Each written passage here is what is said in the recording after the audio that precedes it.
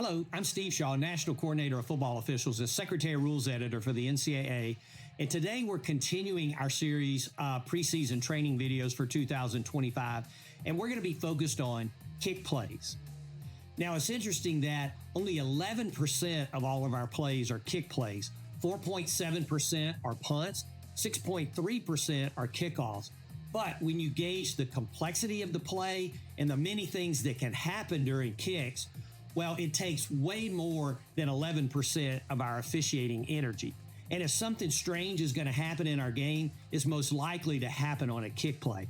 So in our preseason preparation, let's make sure that we do a great job of studying Rule 6, our kick rule, and we review all of our kick mechanics, our officiating standards for kicks. That's so important, so we're ready to go on week 1. So with that, let's get on into our video. Our first play is a punt from the -37. It's a big kick. The ball lands around the 6, bounces high. Number 83 of the kickers, he gets to the ball, bats it back. It lands near the goal line, and then number 16 downs it in the field of play at the 1. Now, the back judge and the side judge, they're in good position, and they rule the ball dead at the 1-yard line. And as we go back and take a look at the replays, we see number 83, his feet are near the goal line. He's leaning into the end zone. The ball's in front of him. We have no definitive shot, so replay doesn't come in. But it's hard to believe here that the ball at some point didn't break the plane of the goal line. In our camera with the reverse angle, again, it's just hard to believe here as we see the player in his body. It's hard to believe this is not a touchback.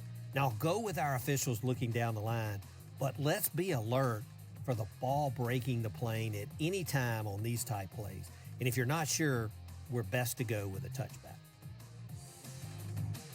Play 2 is also a punt, and it emphasizes that we need to expect the unexpected on all kick plays. Now, we're snapping from the -39. We see the lineman, they're going to release downfield immediately. It's a fake. The punter's going to throw the ball to number 5, who is on the end of the line. He's an eligible receiver. He makes the catch, has a wide open field for a big 4th down gain.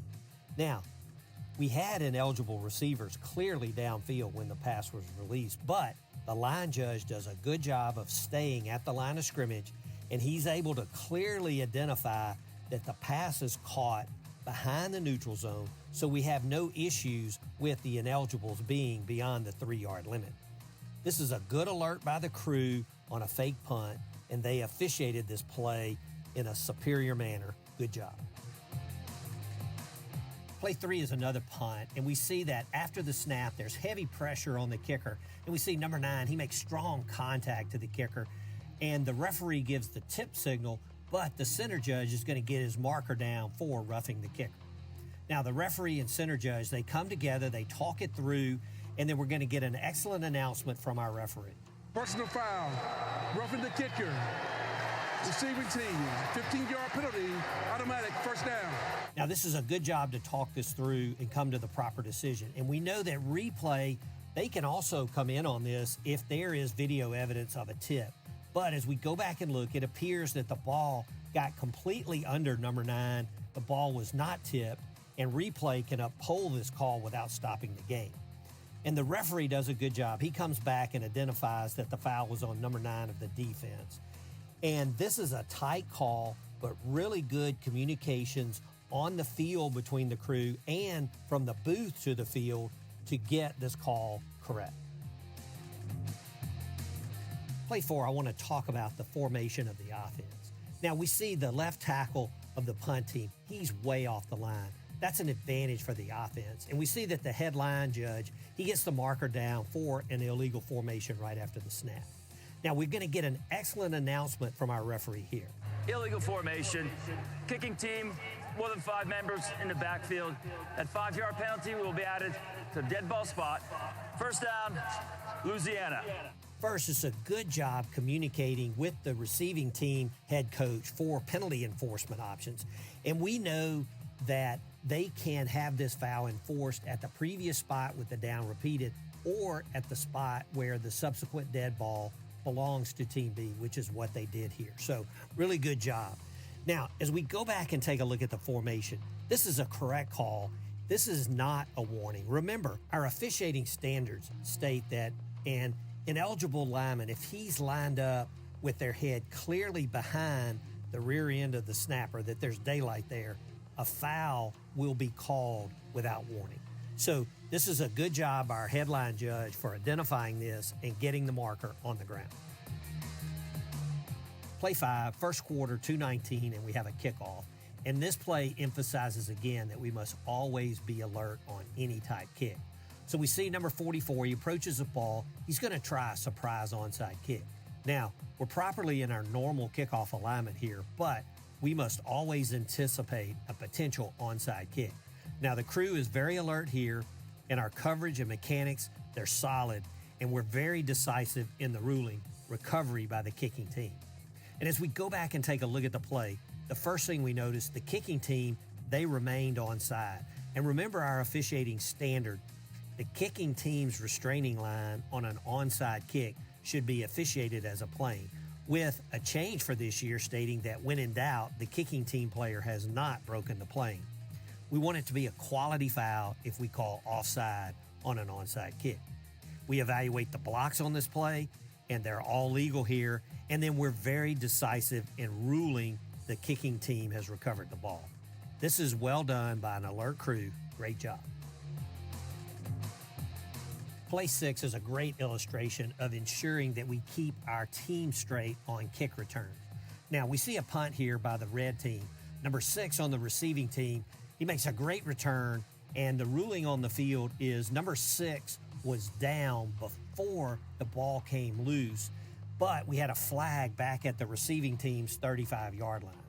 So after a lengthy discussion, we get an announcement from our referee. Ruling on the field is that the returner was down prior to the ball being fumbled. During the return, illegal blindside block, return team number 42. 15-yard penalty from the spot of the foul. 1st and 10, Ohio.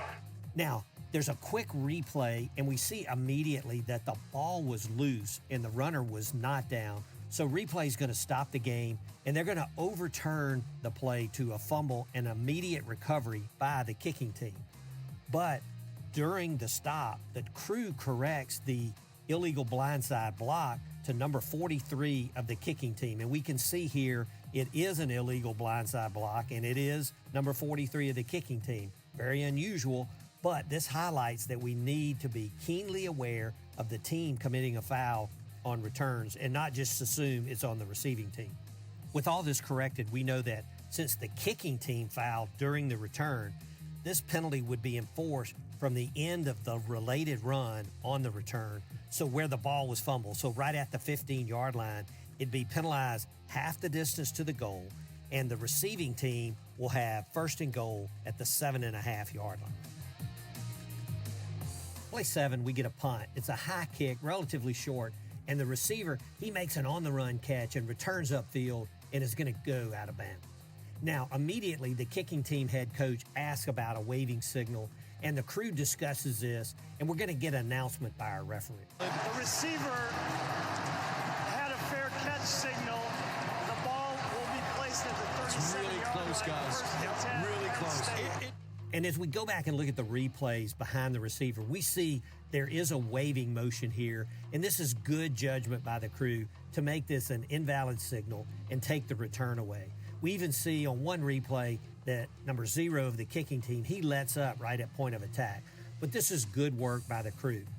One final note, referees, consider identifying the signal in your announcement as an invalid signal. That might help all to understand. But good judgment here by the crew. Our last play in kicks, and I include this for a lighter rules discussion. We have 15 seconds remaining in the second quarter. The offense is going to attempt a last-second field goal. And we see from the end zone view, the kick is not good, it's short. But from the replay, we can see why it was short, as the defender did get a couple of fingertips on the kick. And as we go back and look at the end zone view again, and we follow the ball, it lands in the end zone, then it bounces up and over the crossbar and through the uprights. Now, I received quite a few inquiries on why this field goal was not considered good since it went over the crossbar and through the uprights. But we all know by rule, in Rule 8.4, that the kick is good if it passes over the crossbar and between the uprights of the receiving team's goal before it touches a player of the kicking team or the ground. Clearly, this ball hit the ground. It was no good. Good job on the field. Well, that's it for our kicking plays. And as we noted in the video, we must stay on high alert on all kicks and be prepared for any outcome. We're always going to get challenged on kicks. So prepare as a crew in your pregame conferences for all kicking situations.